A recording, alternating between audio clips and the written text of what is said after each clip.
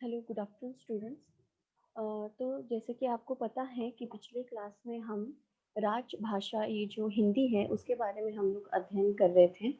अभी हम क्या करेंगे, उसका जो आगे का बचा हुआ शेष जो पाठ है उसका हम लोग इस क्लास में क्या करेंगे, उसका विश्लेषण करेंगे। ठीक है।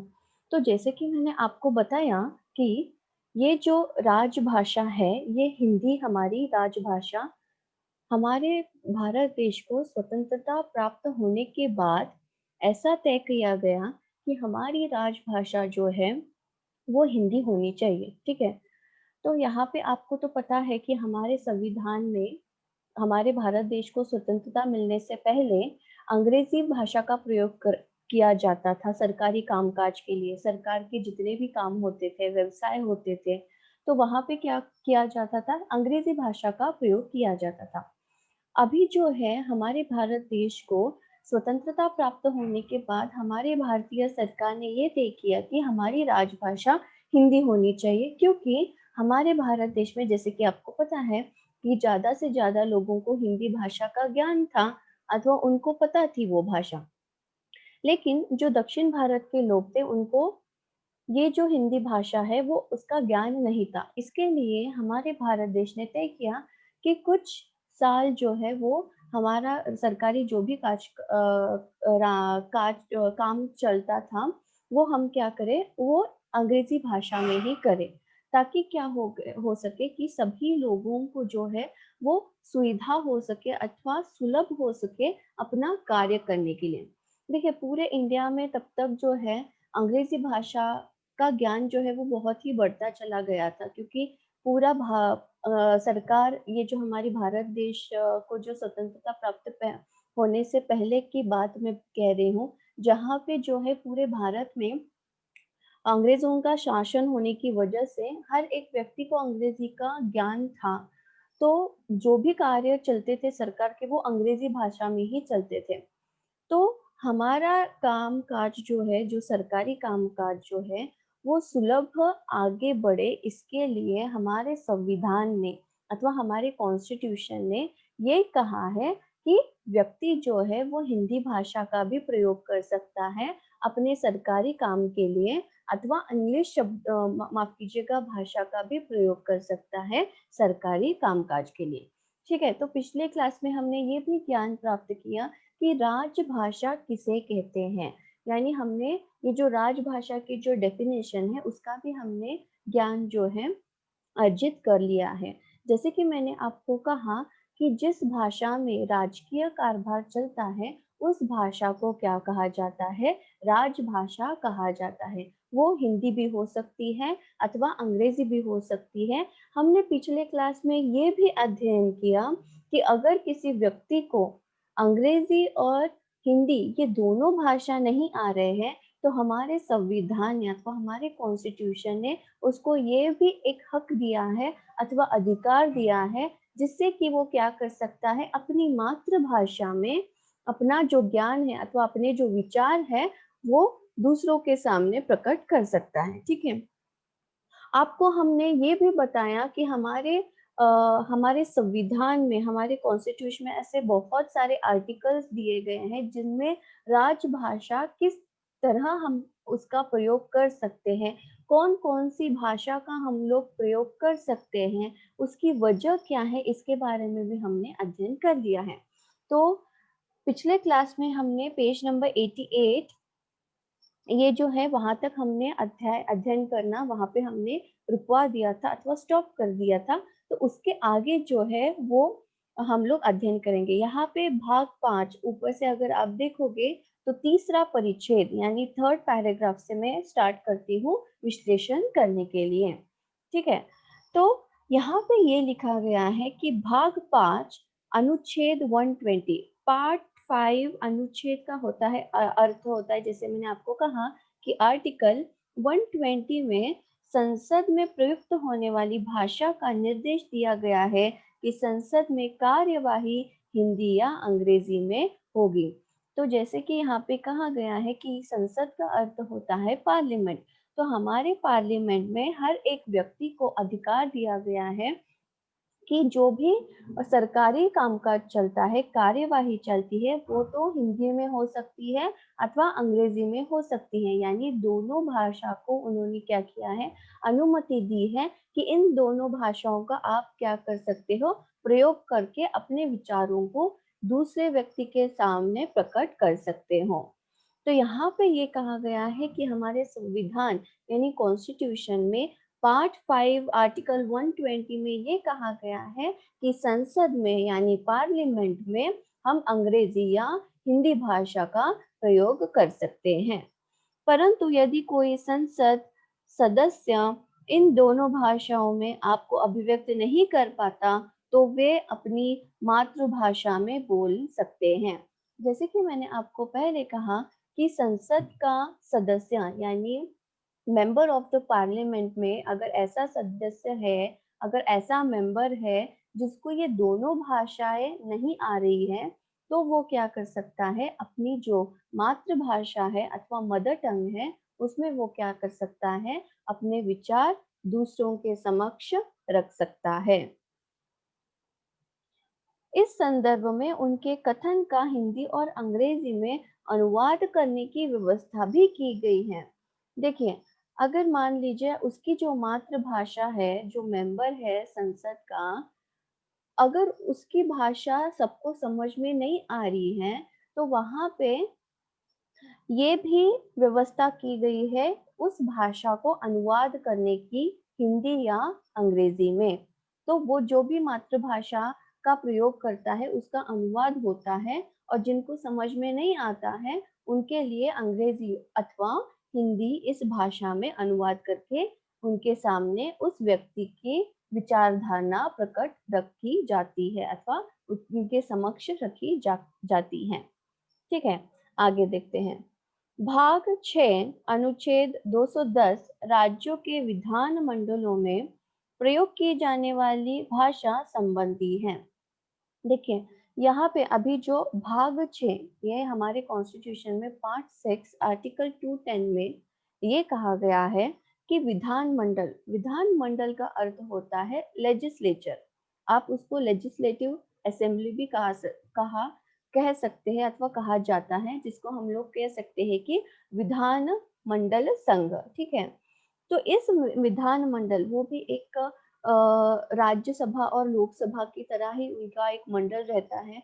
जिस तरह से पार्लियामेंट में हर एक राज्य अथवा हर एक व्यक्ति जो है राज्य का अपने विचारों को प्रकट करता है, उसी तरह विधान मंडल यानी लेजिस्लेटिव असेंबली में जो मेंबर्स रहते हैं वो भी अपनी विचारधारा जो है वो सबके समक्ष रखते हैं। तो यहाँ पे ये कहा गया है कि विधान मंडलों में प्रयोग की जाने वाली भाषा के बारे में यहाँ पे क्या कहा गया है, ये आगे मैं पढ़ती हूँ। इसमें कहा गया है कि प्रत्येक राज्य के विधान मंडल की कार्यवाही राज्य की राज्य भाषा में या हिंदी या अंग्रेजी में की जा सकती है। तो विधान मंडल जो होता है वो राज्य के संबंध में होता है। ठीक है, तो राज्य से जुड़े हुए जो सदस्य रहते हैं वही इस विधान मंडल में मौजूद रहते हैं। तो इस विधान मंडल में यानी इस लेजिस्लेटिव असेंबली में अब वो व्यक्ति जो है उस राज्य की राज्य भाषा का प्रयोग करते हुए यानी वो जो जिस स्टेट में रहता है वो अपनी मातृभाषा उस स्टेट की भाषा का प्रयोग करते हुए विधानमंडल में अपनी बात रख सकता है, अथवा इंग्लिश, अंग्रेजी अथवा हिंदी में वो क्या कर सकता है, विधानमंडल में अथवा लेजिस्लेटिव असेंबली में अपना पक्ष रख सकता है। परंतु विधानमंडल के कोई सदस्य इन भाषाओं में अपने आप को अभिव्यक्त नहीं कर पाते, तो उन्हें अपनी मातृभाषा का प्रयोग करने का अधिकार है। देखिए, यहाँ पे ये भी संविधान में अथवा हमारे कॉन्स्टिट्यूशन में ये भी कहा गया है कि अगर उस व्यक्ति को उसकी जो राज्य की राज्य भाषा है, अगर उसकी भी जानकारी नहीं है, हिंदी की भी जानकारी नहीं है तथा अंग्रेजी की भी जानकारी नहीं है अथवा भाषा की, तो वो क्या कर सकता है, अपनी मातृभाषा में अपने विचारों को व्यक्त कर सकता है। तो देखिए, हमारे संविधान में हर एक व्यक्ति को जो है, हर एक मनुष्य को जो है स्वतंत्रता दी गई है कि वो अपने विचारों को अपनी भाषा में अथवा राष्ट्र की भाषा में अथवा राज्य की भाषा में विचारों को प्रकट कर सकता है।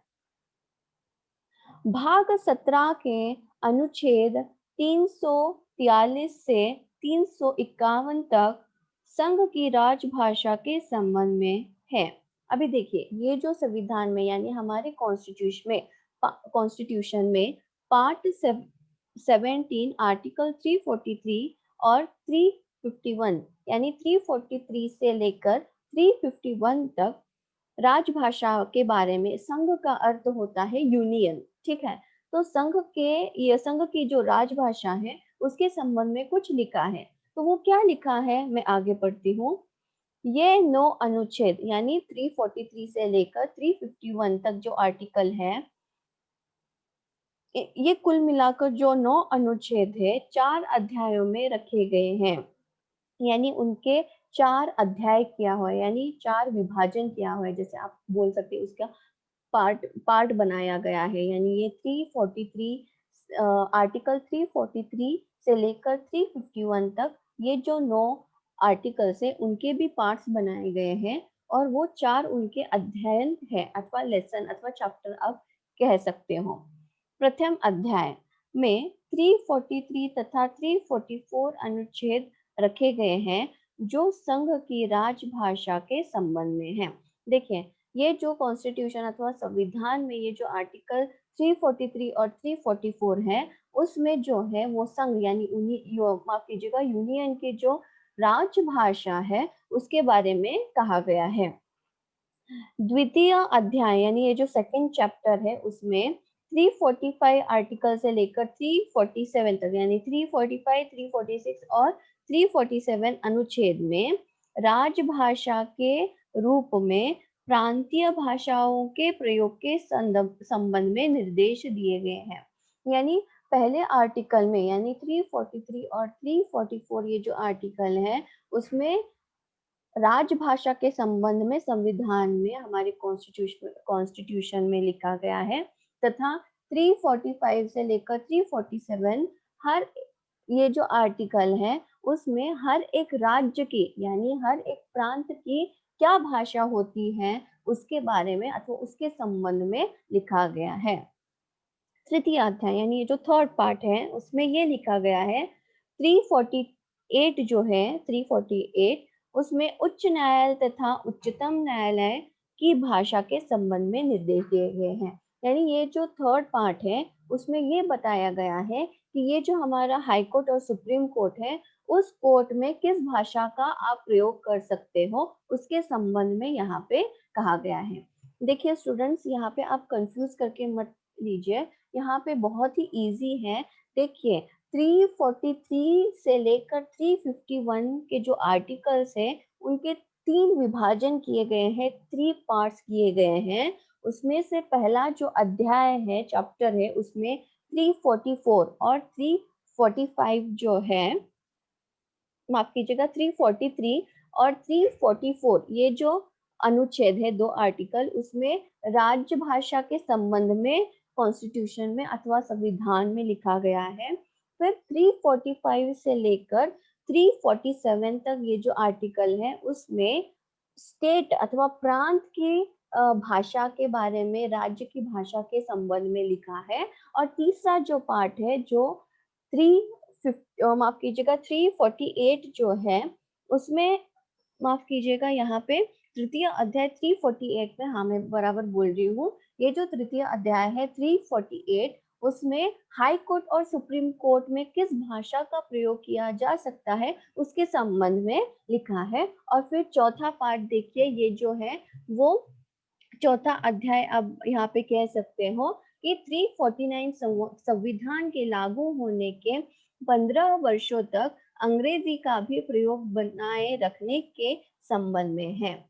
ठीक है, तो ये जो तृतीय अध्याय है उसमें जो 348 है उसमें हाई कोर्ट और सुप्रीम कोर्ट में भाषा जो हम लोग प्रयोग करते हैं उसके बारे में कहा गया है। और यही तृतीय पार्ट में अध्याय में ही 349 के 349 ये जो आर्टिकल है उसमें ये कहा गया है कि हम जो है वो स्वतंत्रता प्राप्त होने के बाद 15 साल तक अंग्रेजी भाषा का भी प्रयोग कर सकते हैं सरकारी कामकाज के लिए।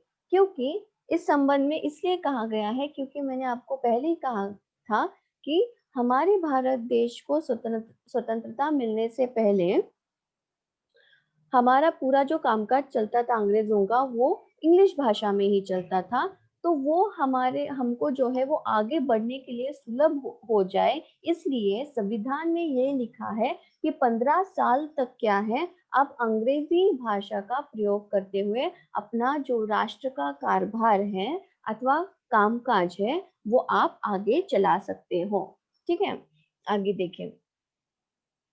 चौथे अध्याय के अनुच्छेद 350 में दुख के निवारण के लिए अभिवेदन में प्रयोग करने योग्य भाषा के बारे में तथा इसी अध्याय के अनुच्छेद 351 में हिंदी भाषा के विकास के संबंध में निर्देश दिए गए हैं। देखिए, तो यहाँ पे ये जो 350 आर्टिकल है, तो अगर किसी व्यक्ति का दुखपूर्ण अभिवेदन है अथवा जैसे हम लोग अभिवेदन को रिक्वेस्ट भी कह सकते हैं, अथवा उनकी अगर कुछ समस्या है तो वो भी संविधान में उस व्यक्ति को अधिकार है संविधान के अनुसार कि वो अपनी जो समस्याएं है, अपने जो निवेदन है, अभिवेदन है, वो अपनी भाषा में अथवा जिस भाषा का वो प्रयोग करता है उस भाषा में अपने विचारों को वो व्यक्त कर सकता है। तथा ये जो हिंदी भाषा है उसका विकास के लिए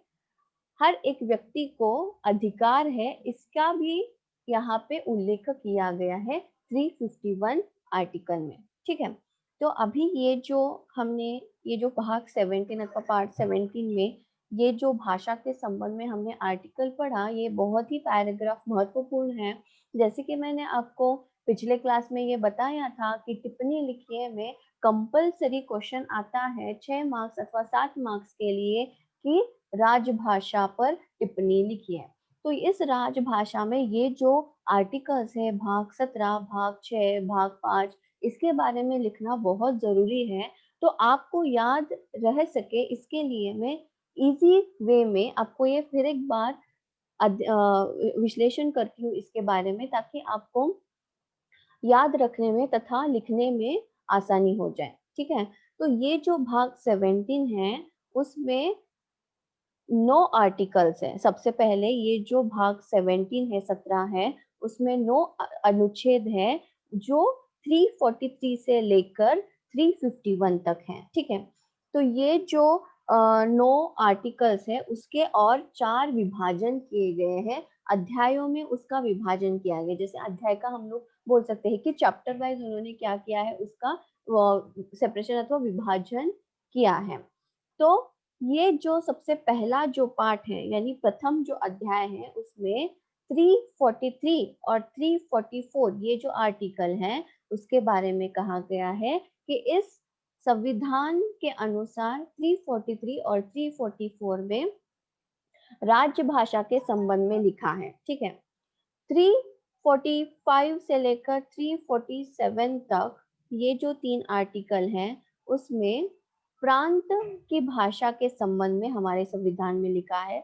फिर बाद में तृतीय जो अध्याय है उसमें 348 और 349 के बारे में उन्होंने उल्लेख किया है, जिसमें 348 जो है वो हमारे हाई कोर्ट यानी न्यायालय, उच्च न्यायालय और उच्चतम न्यायालय की भाषा के संबंध में यहाँ पे लिखा है।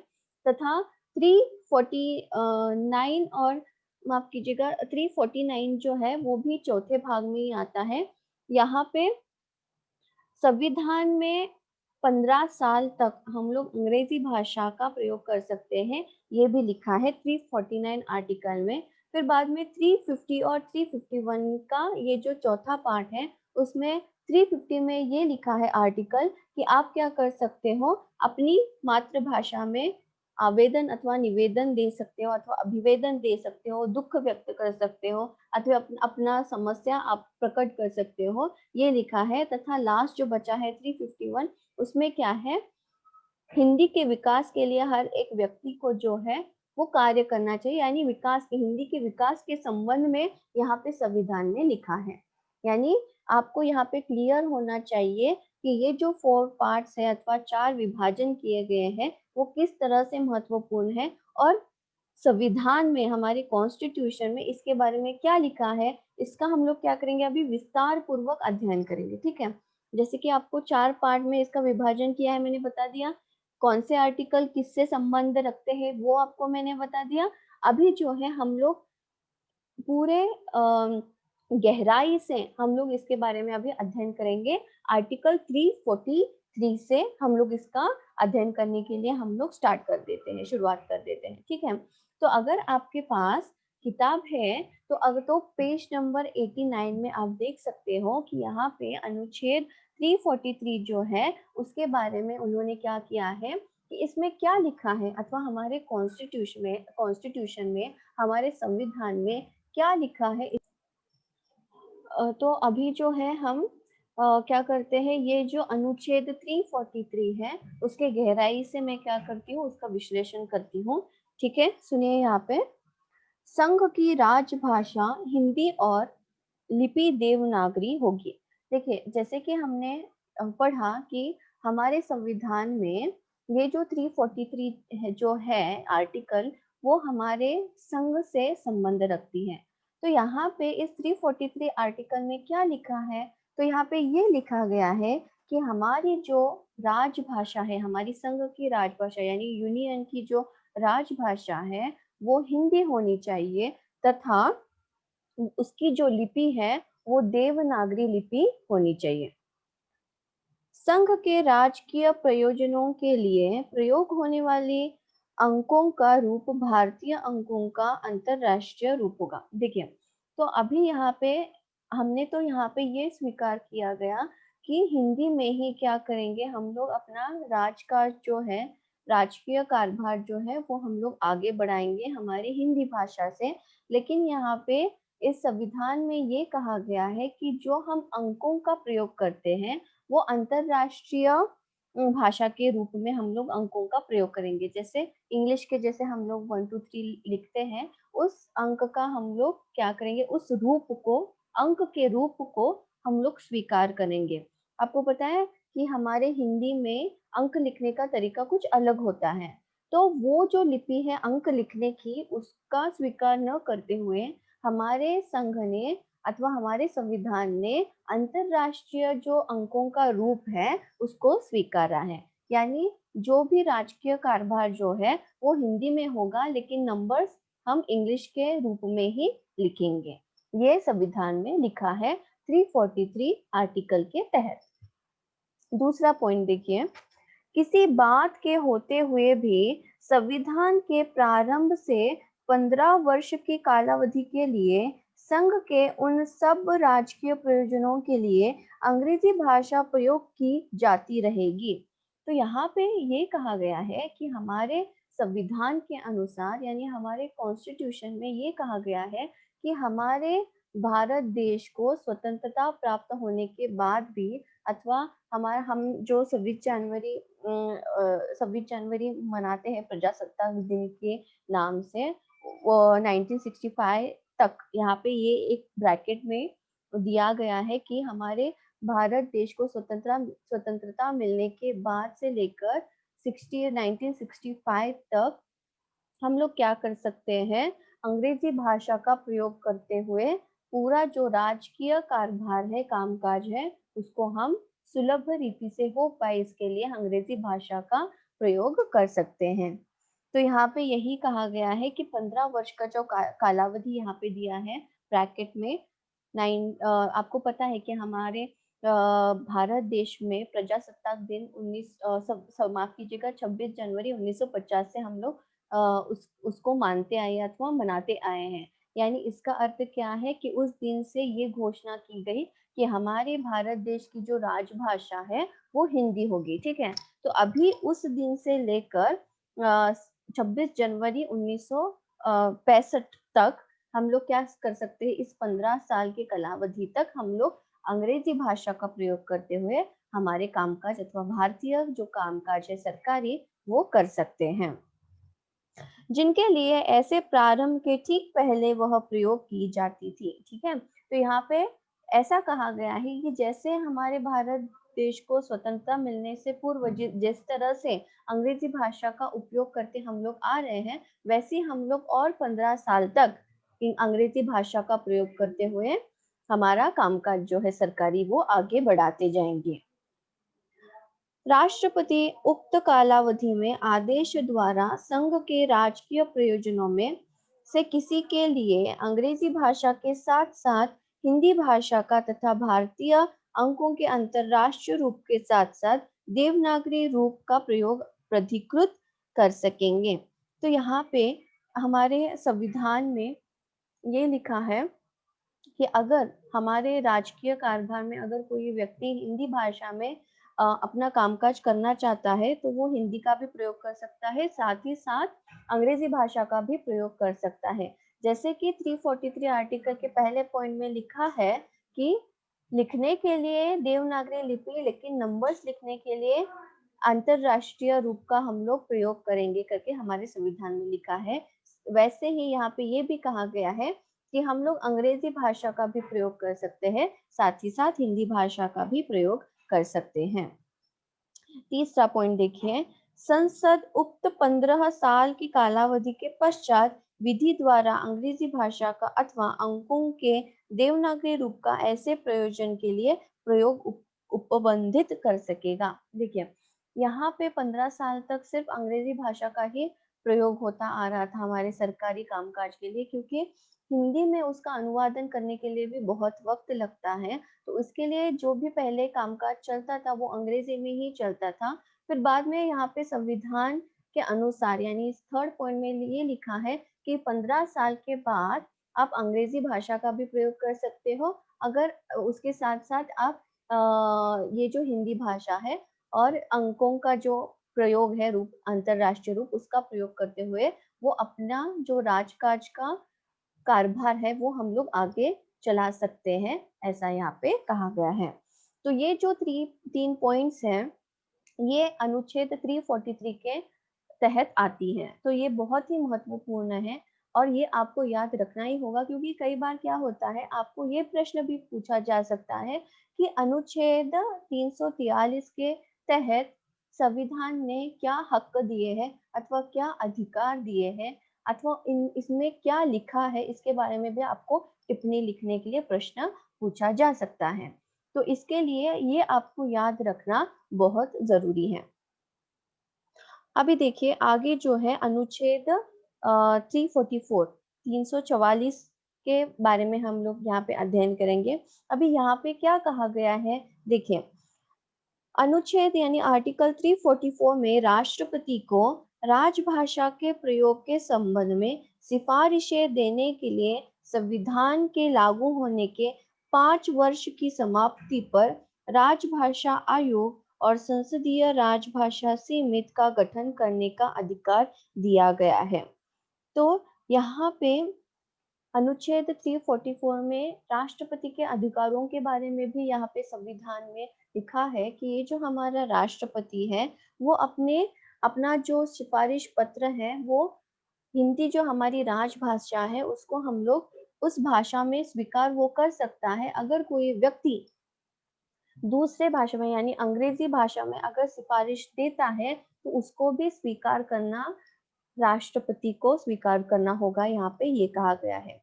ठीक है, तो ये जो सिफारिश देने की जो संविधान में लिखी गई है वो ये कहा गया है कि संसद में भी जितने भी राजभाषा समिति गठन करने का अधिकार दिया गया है, यानी यहाँ पे राष्ट्रपति को अधिकार दिया गया है कि वो राजभाषा को लेकर संसद का गठन भी कर सकता है।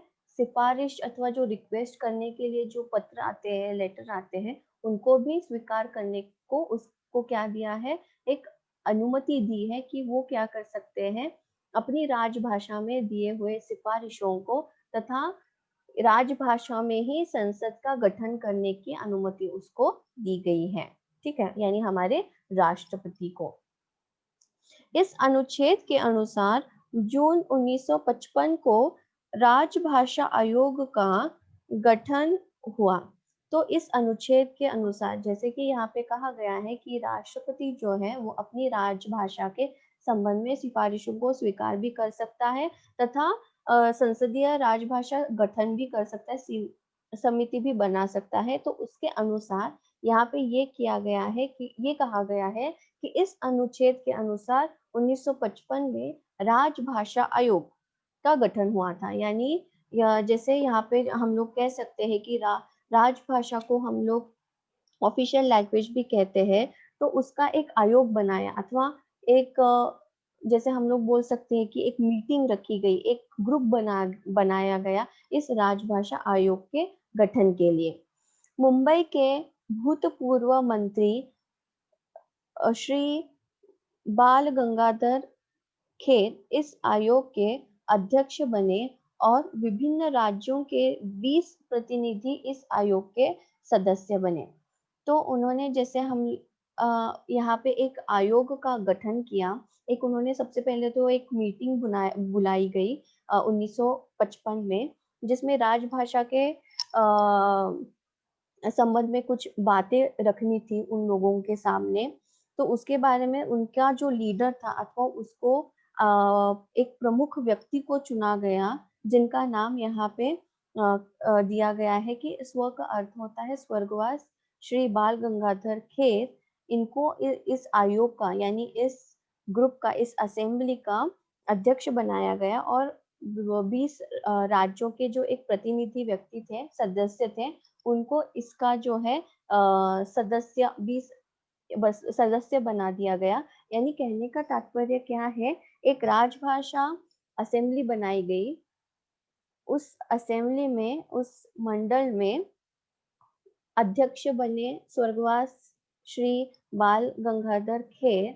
फिर बाद में उन्होंने क्या किया, 20 राज्यों के व्यक्ति जो थे, सदस्य जो थे, उनको अध्यक्ष पद के प्रतिनिधि के तौर पर उनको क्या किया, चुनाव किया गया, चयन किया गया। फिर देखिए इस आयोग के प्रतिवेदन पर विचार करने हेतु 1957 में संसदीय राजभाषा समिति का गठन किया गया। देखिए सबसे पहले तो एक राजभाषा आयोग बनाया गया, एक गठन अथवा एक जैसे हम लोग बोलते हैं एक ग्रुप बनाया गया। उस ग्रुप के अध्यक्ष थे स्वर्गवास श्री बाल गंगाधर खेर। उन्होंने क्या किया और हर एक राज्य से एक एक सदस्य का चयन किया प्रतिनिधि के तौर पर, उस राजभाषा आयोग के प्रतिनिधि के तौर पर। फिर बाद में 1957 में उन्होंने एक समिति तैयार की। उस समिति में ये अध्यक्ष थे तथा ये जो 20 राज्य के प्रांत के सदस्य जो थे वो प्रतिनिधि कर रहे थे इस राजभाषा के संबंध में। ठीक है, आगे देखती हूँ, जिसमें लोकसभा के 20 और राज्यसभा के 10 सदस्य शामिल थे। अभी देखिए इस गठन में, इस ग्रुप में यहाँ पे 20 सदस्य प्रतिनिधि के तौर पे वो तो मौजूद ही थे, साथ ही साथ लोकसभा के 20 और राज्यसभा के 10 सदस्य का समावेश भी इस गठन में अथवा इस मंडली में हुआ था। समिति के अध्यक्ष बने तत्कालीन गृह मंत्री श्री गोविंद वल्लभ पंत। इस समिति की प्रथम बैठक 16 नवंबर 1957 को हुई। अभी देखिए यहाँ पे जो है फर्स्ट ऑफ ऑल उन्होंने क्या किया, एक ग्रुप तैयार किया, एक समिति बनाई। उस समिति में सबसे पहले अध्यक्ष जो थे वो श्री बाल गंगाधर खेर थे। उन्होंने और राज्य के 20 सदस्यों का चुनाव किया और उनको प्रतिनिधि के तौर पर उनका चयन किया। फिर बाद में इसमें लोकसभा के 20 सदस्य इस समिति में जुड़े और फिर बाद में राज्यसभा के 10 सदस्य इस समिति से जुड़े। फिर बाद में तात्कालीन कार्यभार शुरुआत करने के लिए गृह मंत्री जो थे हमारे श्री गोविंद वल्लभ पंत, उन्होंने क्या किया, एक समिति का बैठक किया, यानी एक मीटिंग बुलाई। और फर्स्ट जो मीटिंग थी वो कब थी, 16 नवंबर 1957 में इस राजभाषा के संबंध में। ठीक है, तो आज के क्लास में बस इतना ही। अगले क्लास में हम लोग आगे इस राजभाषा के संबंध में हमारे संविधान में क्या लिखा है इसका अध्ययन करेंगे। ठीक है, तो आज के लिए बस इतना ही। धन्यवाद।